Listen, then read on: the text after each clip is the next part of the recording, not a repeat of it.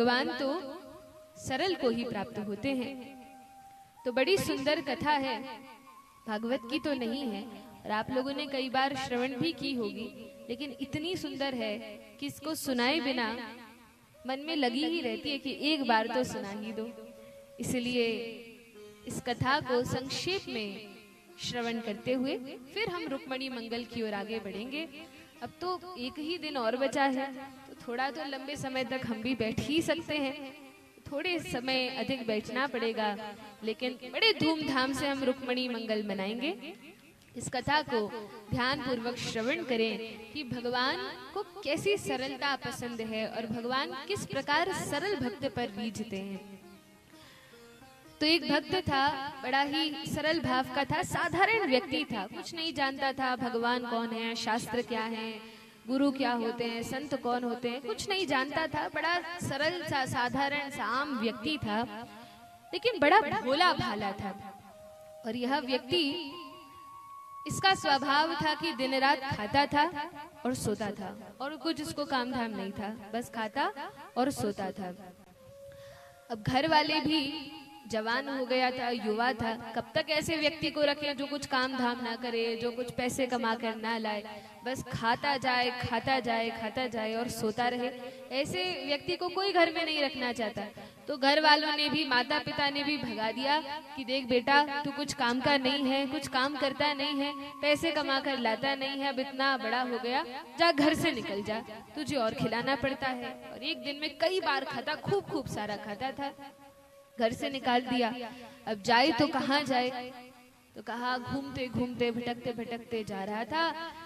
एक दो दिन हो गए, कुछ खाया नहीं, और ये व्यक्ति ऐसा था, एक समय भी ना खाए तो पेट में अग्नि लग जाती थी। अब इसने देखा कि कुछ साधु संतों की टोली जा रही है, कुछ साधु संतों की मंडली जा रही है, और ये संत सभी बड़े हट्टे कट्टे दिख रहे थे, बड़े अच्छे शरीर के थे। इन्हें देखकर बड़ा प्रसन्न हुआ, ये तो मेरे ही जैसे हैं, लगता है खूब खाते होंगे। गया उनके पास और जाकर कहने लगा कि हे महात्माओं, आप कौन हैं, कहाँ से आए हैं, कहाँ रहते हैं, क्या आपका कोई आश्रम है? तो महात्माओं ने बताया, हाँ बेटा, हमारा यहाँ आश्रम है, वहाँ हम भजन करते हैं, और इस संप्रदाय के हैं, इस मठ के हैं, मंदिर के हैं, सब बताया। तो उस व्यक्ति ने कहा कि हे गुरुजी, मैंने कई दिन से कुछ खाया नहीं है, बड़ी भूख लगी है, एक बात बताइए, क्या आपके आश्रम में रहने की थोड़ी सी जगह है? मैं थोड़ी सी जगह में रह लूंगा और जो कुछ खाने को दोगे वो खा लूंगा, जो काम का बोलोगे वो काम भी कर दूंगा। गुरुजी ने कहा, अरे भैया इतने मत घबराओ, तुम्हें भूख लगी है, पहले चलो हमारे साथ, हम तुम्हें भोजन करवाते हैं, और आश्रम में रहने की खूब व्यवस्था है, खाने पीने की व्यवस्था है। अच्छा, काम क्या करना पड़ेगा? कहा, काम कुछ नहीं, बस राम नाम का जप करना, भगवान का नाम लेना, और कुछ काम नहीं है, बैठ के भजन करना। अच्छा, भोजन कितने समय मिलता है? भोजन की तो पहले बात करता है। तो कहा कि भोजन 3 समय पंगत होती है, पंगत तो चलती रहती है, जब जब बैठ के पाना हो खूब पाना, कोई रोक टोक नहीं है। अच्छी बात है। अब तो चला गया आश्रम में, वहीं रहकर भजन पूजन करने लगा, थोड़ी बहुत साफ सफाई कभी कर देता, और खूब खाता खूब सोता, बड़े आराम से रहने लगा, बड़ी मस्त होकर रहने लगा। अब एक दिन जैसे ही सुबह उठता है तो रसोई में जाता है। अब इसका स्वभाव था, ये सबसे पहले उठकर रसोई में जाता था और देखता था कि आज क्या बन रहा है, तब नहाने धोने और अन्य काम करने जाता। तो आज भी सुबह उठकर देखता है कि रसोई में क्या बन रहा है। तो देखा कि आज तो सारे चूल्हे ठंडे पड़े हैं, आज कुछ नहीं बन रहा, आज एक भी हलवाई नहीं है, कोई भंडारा नहीं है, कोई पत्तल थाली दोना कुछ नहीं है। तो इसके हृदय में बड़ी हुई, कहीं निमंत्रण है, क्या है, कुछ बन नहीं रहा, इतना समय हो गया। तब गया गुरुजी के पास और कहता है, गुरुदेव आज सारे चूल्हे ठंडे पड़े हैं, क्या बात है? गुरुजी ने कहा, देखो बेटा, तुम्हें पता नहीं, आज तो एकादशी है, और एकादशी के दिन मठ मंदिरों में भोजन नहीं बनता। क्यों नहीं बनता? आज के दिन भोजन इसलिए नहीं बनता क्योंकि एकादशी का दिन हरिवासर कहलाता है। हरिवासर का अर्थ क्या है? हरिवासर का अर्थ है यह भगवान का दिन है, और इसे दिन बैठकर हर समय केवल भगवान का भजन करना चाहिए, बाकी सब त्याग कर भगवान का जितना अधिक से अधिक हो सके भजन में मन लगाना चाहिए। उपवास करना चाहिए। उपवास का अर्थ क्या है? उप अर्थात समीप में या पास में, वास अर्थात रहना, भगवान के पास में इस दिन रहना चाहिए। मंदिर जाना चाहिए या घर में जो मंदिर है वहीं बैठकर माला जपनी चाहिए, अधिक से अधिक शास्त्रों को पढ़ना चाहिए। एकादशी का दिन कभी व्यर्थ नहीं गंवाना चाहिए। एकादशी के दिन होटल में जाना या खूब सुंदर सुंदर पकवान बनाकर खाना, इसमें समय व्यर्थ करना, यह सब नहीं करना चाहिए। इस दिन तो कम से कम भजन करना चाहिए ईमानदारी से। तो कहा अच्छा गुरुदेव, बड़ी अच्छी बात है, क्या होता है यदि हम हरिवासर का, एकादशी का, ग्यारस का व्रत करते हैं? अब गुरुजी ने बड़ी लंबी चौड़ी महिमा बताई। अरे तुम्हें एकादशी की महिमा नहीं पता? सारे शास्त्रों में, पुराणों में एकादशी की महिमा का विस्तार से वर्णन है। गुरुजी हमने तो पढ़े नहीं, आप ही बता दो। तो कहा देखो बेटा, एकादशी का व्रत ऐसा व्रत है कि यदि कोई व्यक्ति अन्य कोई व्रत ना करे, हम करते हैं ना सोमवार का, मंगलवार का, बुधवार का, इन सभी व्रतों को भले ही न करे, लेकिन यदि एकादशी का व्रत करे तो बाकी जितने भी उपवास हैं उन सब को करने का फल अपने आप प्राप्त हो जाता है जो व्यक्ति एकादशी करता है। तो ग्यारस का व्रत तो अवश्य करना ही चाहिए किसी भी स्थिति में। अच्छा गुरुजी, और क्या महिमा है? नहीं करेंगे तो क्या होगा? तो कहा देखो, वैसे तो सभी व्रतों में सर्वश्रेष्ठ एकादशी का व्रत है, इसको अवश्य ही करना चाहिए। और यदि कोई व्यक्ति एकादशी का व्रत नहीं करता तो क्या होता है? तो कहा उस व्यक्ति को गुरु की, माता पिता की, गौ और ब्राह्मण की हत्या का पाप लगता है। इसलिए एकादशी के दिन अन्न तो नहीं खाना चाहिए, और कुछ कर सके या न कर सके, चावल तो वर्जित है ही, सभी के लिए चावल तो वर्जित है, लेकिन अन्न में क्योंकि पाप का वास है, क्योंकि एकादशी के दिन पाप अन्न में वास करता है, और कोई व्यक्ति अन्न खाता है तो बिना कोई पाप कर्म किए ही उसको पाप लग जाता है और उसका कर्म फल भोगना पड़ता है। इस कारण से एकादशी के दिन अन्न का पूर्ण रूप से त्याग करना चाहिए। अच्छा गुरुदेव, व्रत कैसे होता है? क्या विधि है? क्या करना पड़ता है? तो कहा कोई कठिन विधि नहीं है। प्रातः उठकर स्नान करके भगवान की पूजा करो, भगवान के नाम का जप करो, और हो सके यदि सामर्थ्य हो तो निर्जला करो। सर्वोत्तम है कि निर्जला यदि हम करें, न कुछ खाएं न कुछ पिए, ये सर्वोत्तम है। इतना सुनते ही वह व्यक्ति मानो अचेत होने ही वाला था। उसने कहा गुरुजी इतना तो नहीं हो पाएगा। कहा नहीं नहीं, कोई बात नहीं, डरने की आवश्यकता नहीं है। यदि निर्जला ना हो सके तो सजला कर लो, जल पीकर एकादशी का व्रत करो। अच्छा, ये भी नहीं हो सकता हमसे, तो कोई बात नहीं, यदि ये भी नहीं कर सकते तो भी उपाय है। क्या उपाय है? तो कहा जल पी लो, जो फल इत्यादि है, वृक्ष से जो फल आते हैं उनको हम बनाते नहीं है, उनका कुछ फलाहार आदि नहीं बनाते, लेकिन फल ले लो अथवा गाय का दूध ले लो, और ऐसे तो व्रत कर ही सकते हैं, इतना तो कर ही सकते हैं। फल लेकर या जो मेवे हैं या दूध इत्यादि है उनको लेकर व्रत रखो। कहा गुरुजी इन फल आदि से भी हमारा कुछ नहीं होने वाला, फिर क्या खाना है तुम्हें? कहा और बताओ, और क्या कर सकते हैं? कहा देखो अन्न तो नहीं खाना चाहिए, इसलिए ठीक है, आप इतना भी नहीं कर सकते तो फिर तो और बहुत उपाय हैं। सिंघाड़े की आटे की पूड़ी बना लो, रजगड़े का हलवा बना लो, आलू टमाटर की सब्जी बना लो, फिर तो बहुत बहुत उपाय हैं।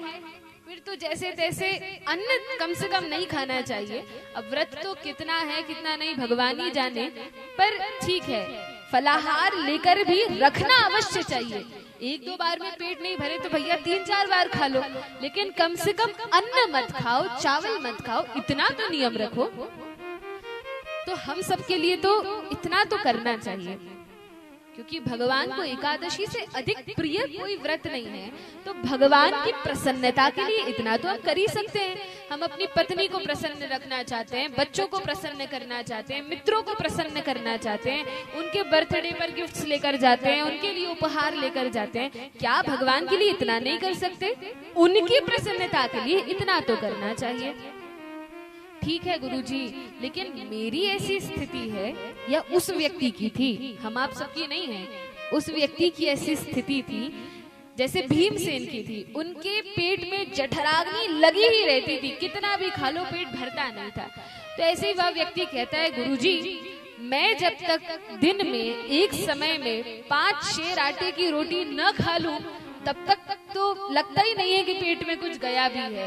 तो कम से कम 2-5 किलो आटे की मुझे रोटी खानी पड़ती है। 20, 25, 50 रोटी जब खाता हूँ तब पेट भरता है, और यदि नहीं खाऊंगा तो एकादशी तो रख लूंगा, लेकिन द्वादशी का सूर्य नहीं देख पाऊंगा। तो इसलिए गुरुजी यह तो हमसे नहीं हो पाएगा।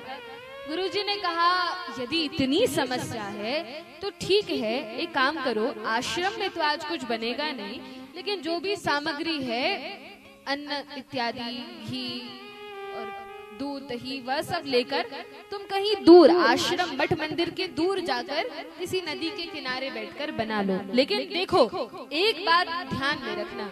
कौन सी बात गुरुजी? वैसे तो एकादशी के दिन खाना ही नहीं चाहिए, फिर भी तुम खा रहे हो तो इतना तो ध्यान रखना कि बिना भगवान को भोग लगाए ग्रहण मत करना। अच्छा, भोग कैसे लगाते हैं यह तो मुझे नहीं आता। गुरुजी ने कहा, कोई बड़ी बात नहीं है, भोग लगाना बड़ा सरल है। क्या करना? सबसे पहले भोजन बनाना। हाँ, इतनी बात का ध्यान अवश्य रखना कि भोजन की जो सामग्री है, जो भगवान के लिए हम बना रहे हैं, उसमें ऐसी वस्तु नहीं होना चाहिए जो भगवान को पसंद नहीं हो। भगवान को पसंद नहीं है और हम बनाकर उन्हें पवाएं तो क्या भगवान खाएंगे? भगवान के पास क्या कोई कमी है कि लक्ष्मी जी आज भोजन नहीं बना रही तो अब इस भक्त के घर ही खाना पड़ेगा, जैसा दे खाना पड़ेगा? ऐसी तो कोई बात नहीं है। कोटि कोटि लक्ष्मियां उनकी सेवा में लगी हैं, 56 भोग भक्त लगाते हैं, तो उन भगवान के पास कुछ कमी नहीं है। वो भूखे नहीं है कि वे आकर हमारा खाएंगे। वो तो यदि हम उनके लिए बड़े प्रेम से बनाएं और निवेदित करें, उस पर भी तुलसी पत्र रखें तो भगवान स्वीकार कर लेते हैं। तो गुरुजी ने कहा, देखो बेटा, भगवान को भोग लगाए बिना मत खाना। और भोग कैसे लगाना है? तो कहा, सबसे पहले तो, अब ये नया नया था तो इसको सिखा रहे हैं कि कभी भी मांसाहार का प्रयोग नहीं होना चाहिए। मांसाहार, अंडा या जो भी इस प्रकार की अखाद्य वस्तुएं हैं, ये इन सभी का प्रयोग भगवान के लिए नहीं होना चाहिए। दूसरी बात, यह सब तो नहीं खाना चाहिए, उस पर भी लहसुन और प्याज का भोग भगवान को नहीं लगता। तो लहसुन और प्याज भगवान को निवेदित मत करना। क्यों नहीं भोग लगता? क्यों नहीं खाते भगवान? तो कहा, इसलिए नहीं खाते क्योंकि लहसुन प्याज की उत्पत्ति कैसे हुई? तो इसकी उत्पत्ति का वर्णन है शास्त्रों में, कई पुराणों में वर्णन है, अलग अलग प्रकार की कथाएं हैं। ऐसा वर्णन आता है कि जिस समय भगवान ने मोहिनी अवतार लिया था और राहु केतु का गला काटा था, तो वह तो असुर हैं, उनका गला काटा था। तो जब गला कटा उस असुर का, तो जो रक्त पृथ्वी पर गिरा, उस रक्त की बूंदें जहाँ जहाँ पड़ी, वहां से प्याज की उत्पत्ति है। और जहाँ उस असुर की, राक्षस की हड्डी गिरी, वहां से प्याज की उत्पत्ति है। लेकिन क्योंकि अब लोग कहते हैं ना, इसमें बहुत सारी औषधीय गुण होते हैं, तो कैसे होते हैं वह भी वर्णन है। क्योंकि यह जो असुर है, देवताओं की पंक्ति में जाकर धोखे से बैठ गया था, छल से बैठ गया था, और भगवान मोहिनी अवतार धारण की इसको भी अमृत पिला दिया था। तो क्योंकि अमृत इसके गले में पहुंच गया था और तब भगवान ने इसका गला काटा, इसीलिए इसमें औषधीय गुण है, क्योंकि उसमें अमृत के भी तत्व हैं। लेकिन क्योंकि यह असुर है, क्योंकि यह राक्षस है, और क्योंकि राक्षसों में तमोगुण प्रधान होता है, इसलिए तमोगुण से मिश्रित वह औषधीय गुण है, और इनको खाने से व्यक्ति का कल्याण नहीं होता। आयुर्वेद में भी वर्णन है कि इनको खाने से व्यक्ति का कल्याण नहीं है, भगवान को निवेदित नहीं होते। और जो औषधीय गुण लहसुन प्याज में पाए जाते हैं, तो ठीक है, वे औषधि का तो काम कर भी देते हैं, लेकिन साथ में उनके साइड इफेक्ट्स भी बहुत अधिक होते हैं। फिर वह भी हमें झेलना पड़ता है। फिर काम क्रोध हम पर हावी होते हैं, तमोगुण हावी होता है, और बहुत सारी ऐसी भी उनमें तत्व हैं जो हमारे शरीर के लिए नुकसानदायक है। हमारे शरीर के लिए भी वे बहुत अधिक फलदायक है, ऐसी बात नहीं है। इस कारण से लहसुन प्याज का भोग कभी भगवान को नहीं लगता। और जो वास्तव में भगवान से प्रेम करते हैं वे ऐसी कोई वस्तु ग्रहण नहीं करते जो भगवान ना खाए। अरे हमारे प्रभु नहीं खा रहे हैं तो हम कैसे खा सकते हैं? जब हमारे भगवान वो चीज नहीं खा रहे हैं तो हम क्यों उसको ग्रहण करें? हमें भी उसका त्याग कर देना चाहिए। तो कहा कि भगवान को भोग लगाना बड़ा सरल है। जिन वस्तुओं का, जो सात्विक वस्तुएं हैं, उनको बड़े सुंदर ढंग से बनाओ और भोग लगाओ। वैसे भी ये लहसुन प्याज ऐसे हैं कि जिस सब्जी में पड़ते हैं उस सब्जी का स्वाद खत्म कर देते हैं। लौकी की सब्जी में इनको डालेंगे तो लौकी का जो वास्तविक स्वाद है वो नहीं आएगा, लहसुन प्याज का ही स्वाद आएगा। टमाटर में डालेंगे, गिलकी में डालेंगे तो जो वास्तविक स्वाद हमें मिलना चाहिए या जो उनके औषधीय गुण हैं उनको यह रोक लेता है, उनको बाधित कर देता है और अपनी तामसिक प्रवृत्ति उस सब्जी में आ जाती है। इसलिए इनका त्याग करना चाहिए और तब भगवान को भोग लगाना चाहिए। अब भोग कैसे लगाना है? तो कहा कि जब भगवान को भोग लगाएं तो उसमें तुलसी पत्र अवश्य होना चाहिए। जैसे हमने थाली सजाई, अब लोग क्या करते हैं, कैसे भोग लगाते हैं? क्या रखते हैं भगवान के लिए? क्या रखते हैं? माखन मिश्री का भोग लगाते हैं। इतनी सी कटोरी लाते हैं, दुकान वाले से शायद कहते होंगे जो सबसे छोटी कटोरी है वो दे दो, और उसमें क्या करते हैं, थोड़ा सा माखन, उसमें थोड़ी सी चीनी और वह घोल के भगवान के सामने तुलसी डाल के रख देते हैं। वो भी ठीक है, भाव उनका वैसा होगा, लेकिन भगवान भी कहते हैं कि इतनी माखन मिश्री, इतनी मिश्री मुझे खिलाओगे तो मुझे भी डायबिटीज हो जाएगी भैया। थोड़ा जैसा तुम खाते हो, मैंने इतना सब कुछ दिया है, अन्न दिया है, भोजन सामग्री दी है, इतने वृक्ष, फल, फूल, सब्जी सब भगवान दे रहे हैं, तो क्या उन्हीं की वस्तु उनको हम निवेदित नहीं कर सकते?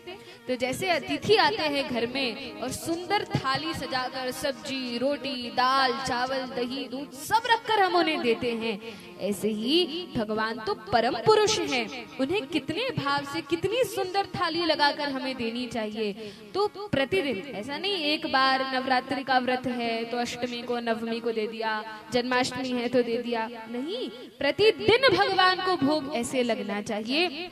और थाली में जो जो भी वस्तुएं हैं उन सब पर तुलसी दल छोड़ना चाहिए। चावल है, चावल के ऊपर एक तुलसी पत्र, फिर दाल है उसके ऊपर, सब्जी है, रोटी है, सब पे एक एक तुलसी पत्र रख के फिर थाली भगवान के पास ले जाना चाहिए और फिर मंत्रों का उच्चारण करना चाहिए। कहा कौन से मंत्र का? तो कहा मंत्रों में सर्वश्रेष्ठ मंत्र राज क्या है? हरे कृष्णा हरे कृष्णा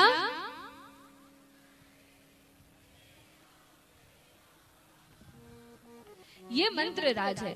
तो और कोई मंत्र ना आए, भोग लगाने का मंत्र ना आए, कहीं पर भी किसी भी पूजा पाठ में हमें मंत्र नहीं आता, चंदन लगाने का, स्नान कराने का, तो इस मंत्र को बोल देना चाहिए, इससे सारे मंत्र अपने आप पूर्ण हो जाते हैं। तो गुरुजी ने कहा देखो बेटा, 3 बार इस महामंत्र को बोलना, और तो भी यदि हमारे उच्चारण में कोई त्रुटि रह जाए इसलिए हम घंटी बजाते हैं। सबके घर में घंटी है, सभी के घर में। तो गरुड़ घंटी क्यों होती है? तो कहा गरुड़ जी के पंखों से वेदों के मंत्र प्रकट हैं, और यह जो गरुड़ घंटी हम बजाते हैं तो क्योंकि गरुड़ जी के ही पंखों से वेदों के मंत्र प्रकट होते हैं, तो हमारे उच्चारण में यदि कहीं कोई कमी रह जाती है तो घंटी बजाने से वह कमी पूर्ण हो जाती है और तब भगवान को उसका भोग लग जाता है। तो 3 काम करने हैं। क्या क्या करना है? तुलसी दल डालना है, दूसरा घंटी बजाना है, और तीसरा हरे कृष्ण महामंत्र का 3 बार उच्चारण करना है। और तब हाथ जोड़कर प्रार्थना करनी है कि हे प्रभु, हमने जैसा भी बनाया है इसको आप स्वीकार कीजिए, ग्रहण कीजिए, आपकी प्रसन्नता के लिए हम निवेदित कर रहे हैं, और भगवान को भोग लगाना चाहिए। तो उस बालक ने कहा ठीक है गुरुजी, मैं भोग लगा दूंगा, अब जाऊं। तो गुरुजी ने समझाया हाँ जाओ, लेकिन बड़ी शुद्धता से बनाना और बड़े प्रेम से बनाना। हम लोग क्या करते हैं, सोचते हैं कि मेरा बेटा खाएगा, स्कूल से आएगा, उसके लिए बना रही हूँ, पति के लिए बना रही हूँ। कभी ये भी सोच के बनाना चाहिए कि आज तो मैं भगवान के लिए बना रही हूँ। और देखिएगा जिस दिन यह सोचकर बनाएंगे, निवेदित करेंगे और घर वालों को देंगे, उन सबके हृदय में भी अति शुद्ध, अति पवित्र विचार आ जाएंगे। वे सभी सात्विक हो जाएंगे। सारी कलह, लड़ाई, झगड़ा जो घर में होता है सब बंद हो जाएगा और सभी भगवान के भक्त बन जाएंगे। बोलिए वृंदावन बिहारी लाल की जय। गुरु जी ने समझाया, श्री कृष्ण को भोग लगाए, प्रसाद तभी हम पाए। श्री कृष्ण को भोग लगाए, प्रसाद तभी हम पाए। श्री कृष्ण को भोग लगाए, प्रसाद तभी हम पाए। श्री कृष्ण को भोग लगाए, प्रसाद तभी हम पाए। राधा कृष्ण को भोग लगाए, प्रसाद तभी हम पाए। राधा कृष्ण को भोग लगाए, प्रसाद तभी हम पाए।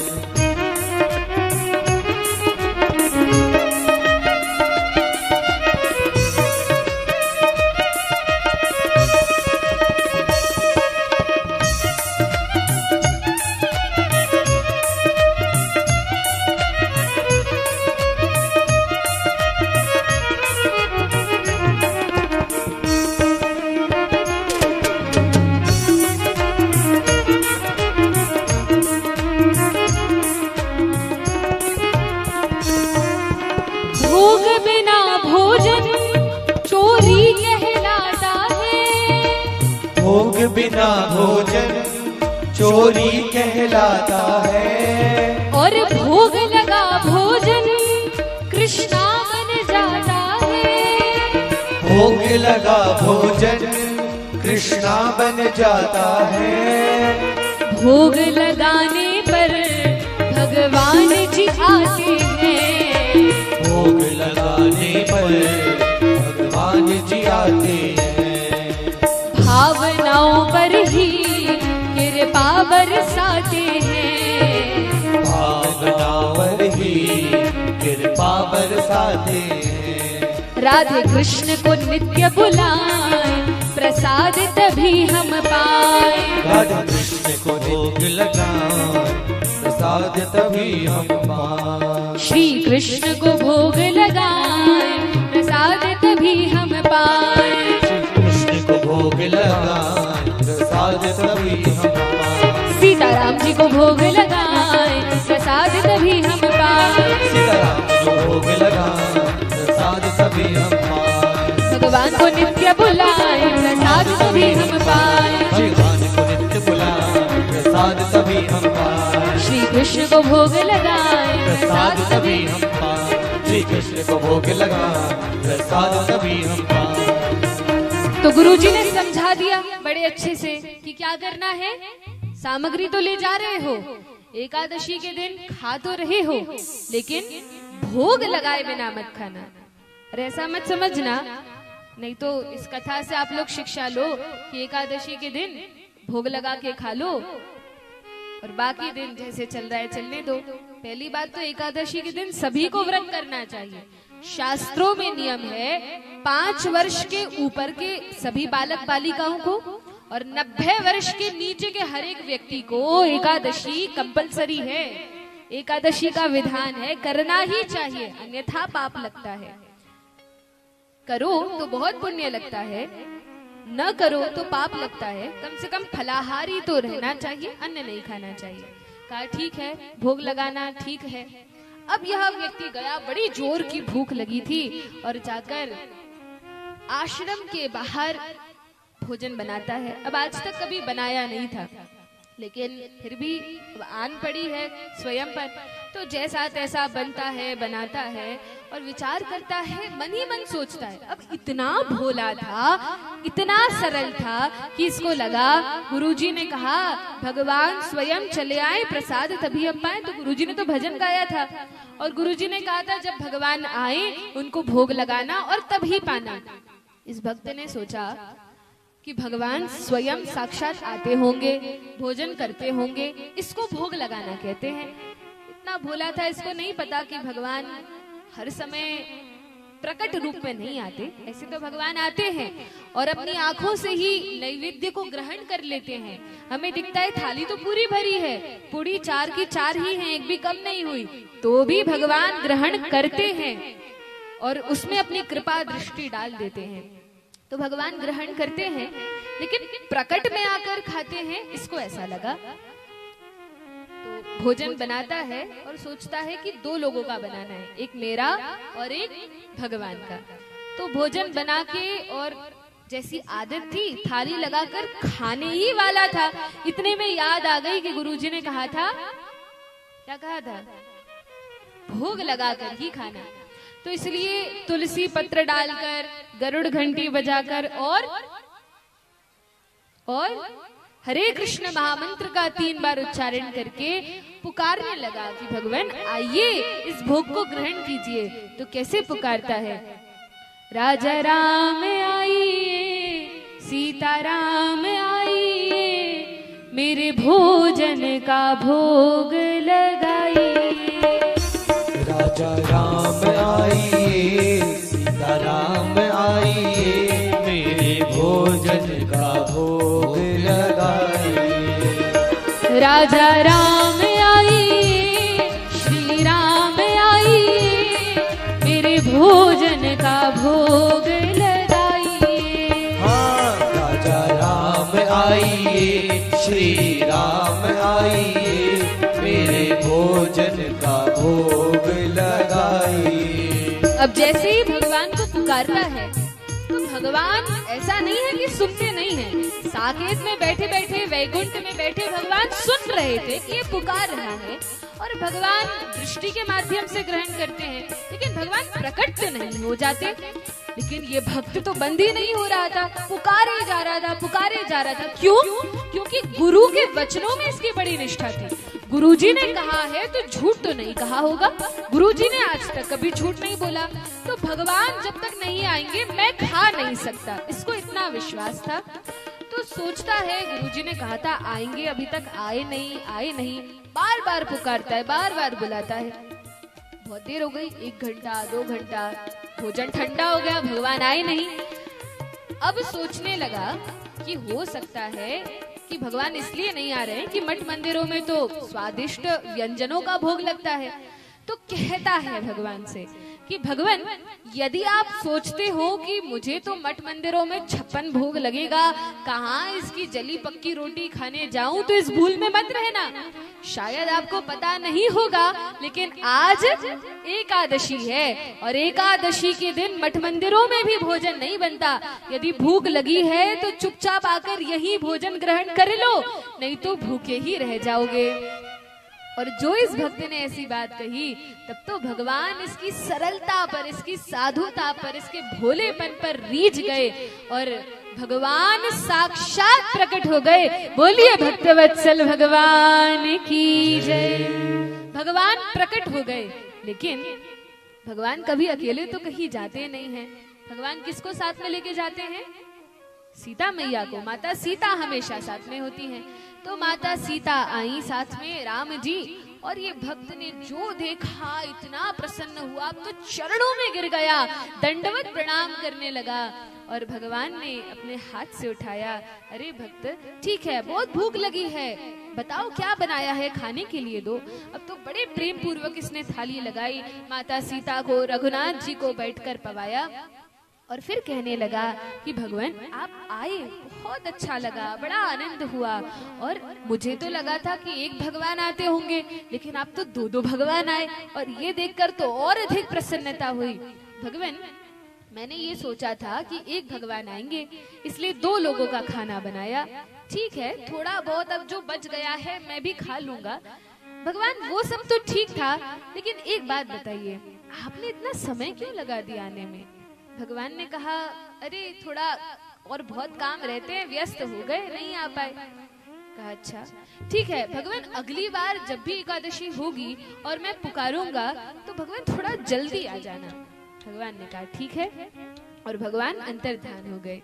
बोलिए भक्त वत्सल भगवान की जय। भगवान चले गए, कहानी खत्म नहीं हुई। आगे यह भक्त जैसे ही पुनः आश्रम में पहुंचा, इसने गुरुजी से कुछ नहीं कहा। इसने सोचा भगवान तो आते ही ऐसे होंगे, गुरुजी ने तो कई बार दर्शन किए होंगे, कुछ नहीं कहा, जाकर अपने कार्य में लग गया। 15 दिन हुए, 15 दिन बाद फिर एकादशी आ गई। इसको तो पता नहीं था कि हर 15 दिन में आती है। 15 दिन बाद फिर एकादशी आई, और फिर सुबह उठ के जो रसोई घर में गया, चूल्हे ठंडे पड़े हैं। अब गुरुजी के पास गया, गुरुजी आज कौन सा व्रत है? गुरुजी ने कहा बेटा आज भी एकादशी है। अरे मुझे तो लगा साल में एक बार आती होगी, जैसे जन्माष्टमी, रामनवमी।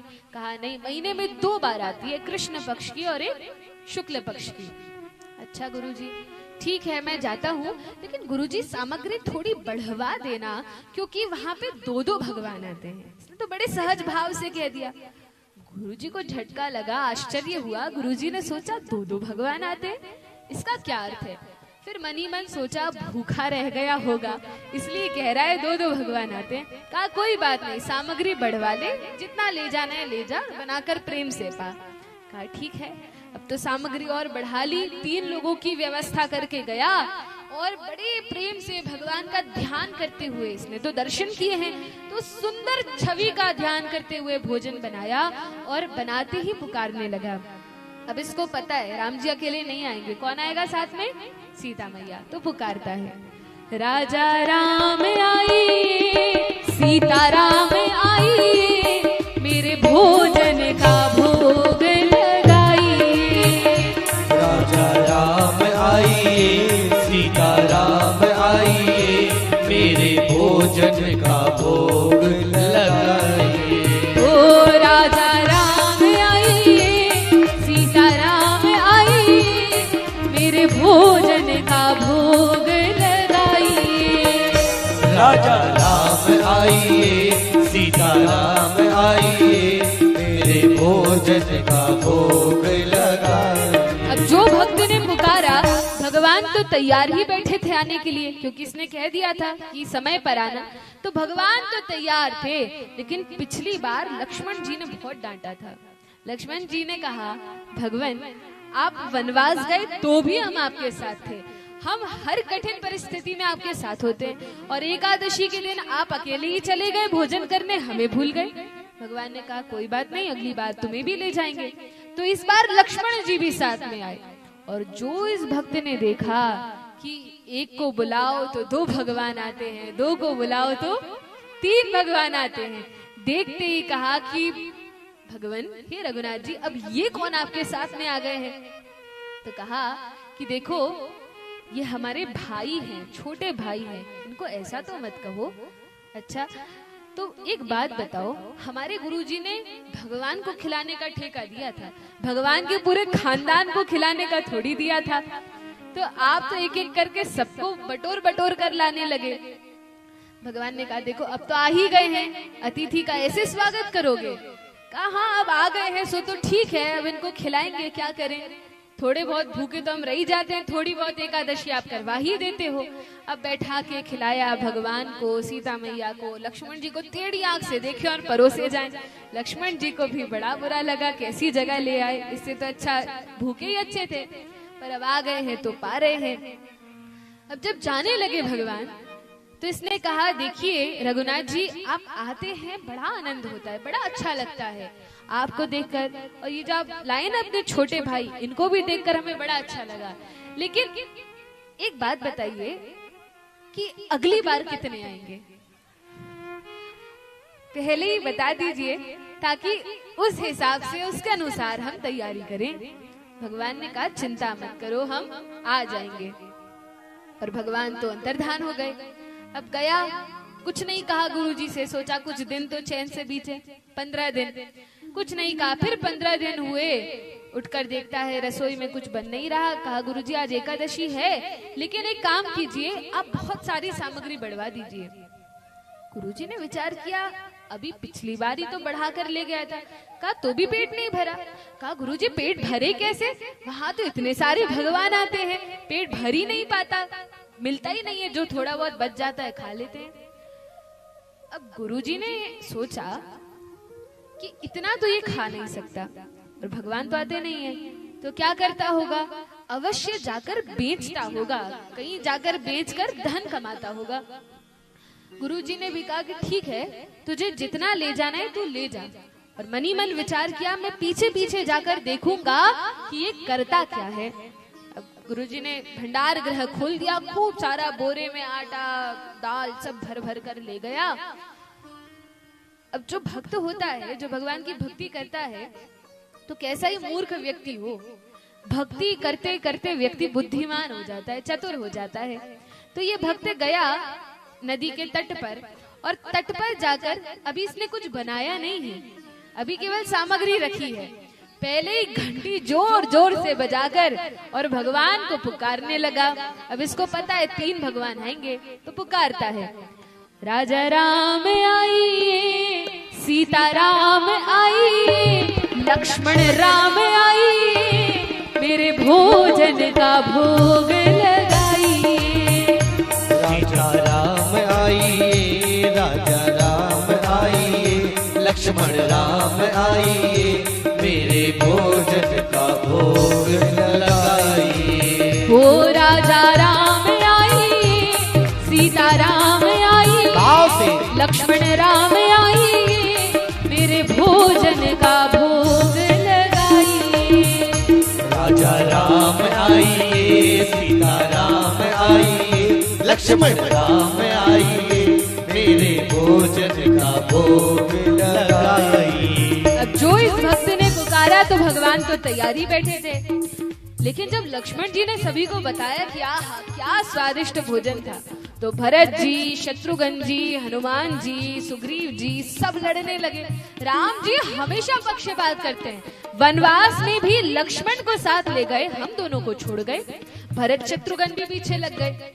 अब ये सुग्रीव है, हनुमान जी हैं, इतनी सेवा की है भगवान की, और पूरी की पूरी वानर सेना कहती है, भगवान हमने क्या आपसे कभी कुछ मांगा था, लंका पर चढ़ाई की, समुद्र को लांघा, हमने आज तक कुछ नहीं मांगा, लेकिन प्रभु आज तो भूख लगी है, आज तो हम भी साथ चलेंगे। तो भगवान ने कहा जिसको चलना है, भगवान तो किसी को छोड़ते नहीं, सब चलो साथ में, सब भोग लगाएंगे। हाँ ठीक है। अब सब लोग आ तो गए। जो इस भक्त ने देखा कि अरे अभी तक तो स्त्री पुरुष आते थे, सीता मैया, राम भगवान, इस बार तो भगवान बंदरों को भी साथ में ले आए, रीछों को भी ले आए, सबको साथ लेकर आ गए, जैसे यहाँ तो भंडारा ही खोल के रख दिया हो। अब इस भक्त ने कहा देखिए भगवान आप बड़े चतुर हैं, लेकिन हमारी भी सुन लीजिए। आप आए, पूरा राम दरबार लेकर आए, लेकिन हमने कुछ बनाया ही नहीं है। जब मिलना ही नहीं, जब पेट भरना ही नहीं, तो बनाए क्यों? अब स्वयं बनाइए और स्वयं पाइए। भगवान ने कहा ठीक है। अब भोजन आदि का कार्य किसका है? सीता मैया का है। और किसका है? विश्व भरण पोषण कर जोई, ता कर नाम भरत सोई। अब तो भरत जी से कहा जाओ सारा भंडारा एकत्रित करो और बनाना शुरू करो। अब सीता मैया बैठी हैं, रामचंद्र बैठे हैं, हनुमान जी चरण सेवा कर रहे हैं, लक्ष्मण जी लकड़ी चुन चुन कर ला रहे हैं, और भरत जी सब्जी काट काट कर दे रहे हैं माता सीता को भोजन बनाने के लिए। और यहाँ माता सीता भोजन बना रही हैं। भक्त ने सोचा कि माता बना रही हैं, ठीक है थोड़ा बहुत कुछ मिलेगा तो खाएंगे, लेकिन इतने में ही देखा कि जितने तप लोक के, महर लोक के, पृथ्वी के साधु संत हैं, जो देखते हैं कि माता सीता आज अपने हाथों से भोजन बना रही हैं, ये सब ऋषि मुनि संत महात्मा आ जाते हैं। अब तो इस भक्त ने सोचा जो थोड़ा बहुत कुछ बचता भी अब तो ये नहीं बचने देंगे। तो आंखें बंद करके गुरुजी ने जो माला दी थी बैठकर राम राम जपने लगा। आंखें बंद कर ली, सोचा बनते देखेंगे तो मुंह में पानी आएगा, जपने लगा बैठ के। पीछे से गुरुजी यह सारा दृश्य देख रहे थे। गुरुजी ने विचार किया कि ये ना बना रहा है, ना खा रहा है, ना बेच रहा है, ना मार्केट में गया है, तो ये कर क्या रहा है? बैठकर राम राम जप रहा है। राम ही राम जपना था तो आश्रम में बैठकर जप लेता। आखिर बात क्या है? पास में आए और कहा इस भक्त से कि भैया क्या बात है, तुम कुछ बना नहीं रहे, खा नहीं रहे? कहा गुरुजी आपको दिख नहीं रहा, इतना बड़ा राम दरबार जो प्रकट हो गया है, ये इतने सारे साधु संत महात्मा प्रकट हो गए हैं, ये सभी बना रहे हैं। देखिए माता सीता बना रही हैं, देखिए लक्ष्मण जी लकड़ी चुन रहे हैं, भरत जी सब्जी काट रहे हैं। गुरुजी ने कहा बेटा मुझे कुछ नहीं दिख रहा। अरे ये दिख नहीं रहे? रघुनाथ जी लेटे हैं, हनुमान जी चरण दबा रहे हैं। गुरुजी ने कहा देख बेटा मुझे कुछ नहीं दिख रहा है।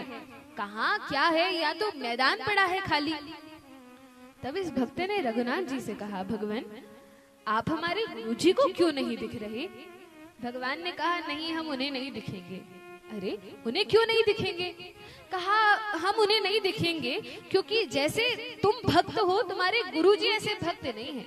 कहा अरे भगवान वो तो हमारे गुरुजी हैं, हमें उन्होंने सिखाया है कैसे भोग लगाना है, कैसे आपको बुलाना है, हम तो जानते भी नहीं थे कि आप हैं कौन, ये तो गुरुजी ने हमें बताया है।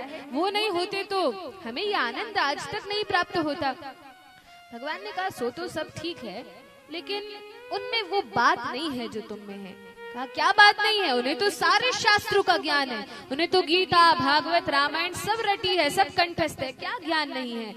भगवान ने कहा ज्ञान की बात नहीं है, जो सरलता या सब कुछ पढ़कर व्यक्ति के हृदय में जो सरलता आनी चाहिए वो पढ़कर भी उनमें नहीं आई। और तुम भले ही अनपढ़ गवार हो, बिना पढ़े लिखे हो, तो भी तुम में वह सरलता है, भक्ति है, इसलिए मैं केवल तुम्हें दिखूंगा, गुरुजी को नहीं दिखूंगा। अब जैसे ही इस व्यक्ति ने गुरुजी से कहा तो गुरुजी सुनते ही आंख में आंसू झरने लगे। कहते हैं सही बात है, जीवन में सब कुछ प्राप्त किया, बुढ़ापा आ गया, लेकिन जिस सरलता पर भगवान रीझते हैं और जो जीवन का वास्तविक लक्ष्य है वही आज तक प्राप्त नहीं किया, तो क्या मतलब इस शरीर को धारण करने का।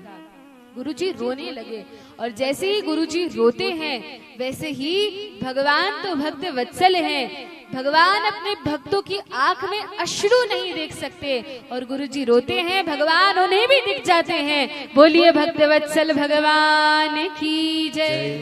भगवान गुरुजी को भी दिखने लगे, भगवान सरलता पर रीझते हैं। बोलिए राधा रमण लाल की जय। पकड़ लो बाहर घुराई,